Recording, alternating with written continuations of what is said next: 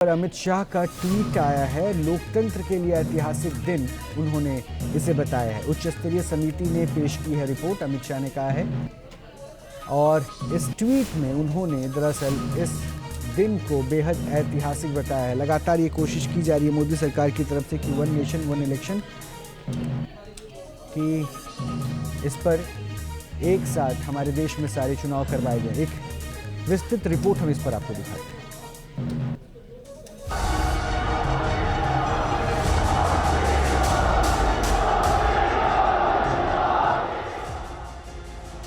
One nation one election का खाका तैयार।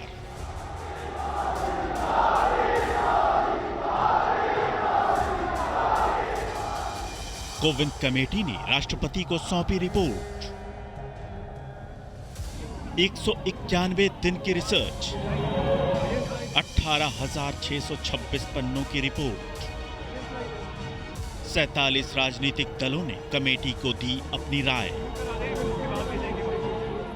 32 दलों ने पक्ष में और 15 ने विपक्ष में रखा मत। क्या एक साथ होंगे लोकसभा विधानसभा चुनाव?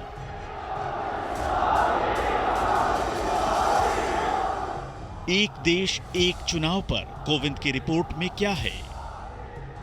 पहले सीएए और अब वन नेशन वन इलेक्शन पर पूर्व राष्ट्रपति कोविंद कमेटी की रिपोर्ट। इन दो मुद्दों ने चुनाव से पहले सियासत को गर्म कर दिया है। वन नेशन वन इलेक्शन पर विचार कर रही पूर्व राष्ट्रपति रामनाथ कोविंद की अध्यक्षता वाली कमेटी ने राष्ट्रपति द्रौपदी मुर्मू को अपनी रिपोर्ट सौंप दी है। पूर्व राष्ट्रपति जी रामनाथ कोविंद जी ने जो अपनी समिति का एक रिपोर्ट दिया है कि देश में एक साथ सारे चुनाव हो, उसका स्वागत करना चाहिए।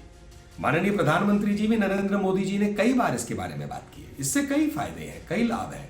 पहली बात तो कि एक साथ जब चुनाव होते हैं, जैसे पहले होता था 1951 से 1967 तक, भाई चुनाव की प्रक्रिया खत्म हो जाती थी, 5 साल में एक बार होता था।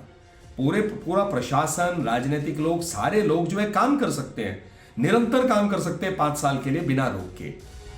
एक देश एक चुनाव पर पैनल ने राष्ट्रपति भवन में राष्ट्रपति को 18,626 पन्नों की जो रिपोर्ट सौंपी है, उसमें 47 राजनीतिक दलों ने कमेटी को अपनी राय दी है।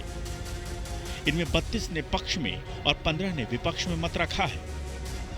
रिपोर्ट में कहा गया है कि 2 सितंबर 2023 को पैनल के गठन के बाद से परामर्श और 191 दिन की रिसर्च के बाद यह रिपोर्ट तैयार की गई है। मोदी जी का मकसद क्या है? One nation no election, one nation no election, वही तो चाहते हैं, वही तो चाह रहे हैं। इसीलिए तो जा रहे हैं, मुझे 400 सीटें दीजिए, मुझे 2/3 बहुमत दीजिए, मैं संविधान बदलूं।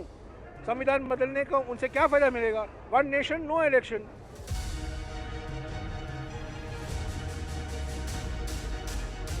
कोविंद कमेटी ने जो सुझाव दिए हैं, उनके मुताबिक पहले एक साथ चुनावों के लिए सभी राज्य विधानसभाओं का कार्यकाल अगले लोकसभा चुनाव यानी 2029 तक खत्म करने वाले समय के लिए किया जा सकता है। हंग हाउस नो कॉन्फिडेंस मोशन होने पर बाकी 5 साल के कार्यकाल के लिए नए सिरे से चुनाव कराए जा सकते हैं। पहले फेज में लोकसभा विधानसभा चुनाव एक साथ कराए जा सकते हैं। इसके बाद दूसरे फेज में 100 दिनों के भीतर लोकल बॉडी के इलेक्शन कराए जा सकते हैं। चुनाव आयोग लोकसभा, विधानसभा, स्थानीय निकाय चुनावों के लिए राज्य चुनाव अधिकारियों के परामर्श से सिंगल वोटर लिस्ट और वोटर आईडी कार्ड तैयार करेगा।